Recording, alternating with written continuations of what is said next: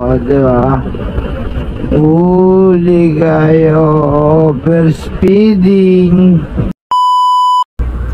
Ayan mga katulala, no? Dito tayo sa may Along Roas, no? Huwag yung gagawing racetrack to kasi merong speed limit dito hanggang 60 lang. Pag lumagpas kayo dyan, alam nyo na, huli kayo sa ano, sa mga enforcer, MMDA. May mga bantay dyan eh. Lagi yan.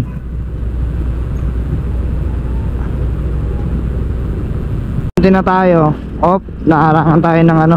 Hanggang 60 lang dapat yung takbo natin dito ha. Kasi pag matuling ka rito, huliin ka ng mga MMDA. Mga nakabang yan dun, kala nyo lang wala. Yan, dapat di kayo lalagpas sa 60. Ayun o, tinan mo, may nahuli, ang dami. O, diba? Huli kayo, overspeeding. Diba? Yung sabi ko sa inyo, hindi laging maluwag, ano, free na, wala namang uhuli. Meron at meron bantay dyan, diba? Kaya dapat sumusunod tayo lagi sa pataas.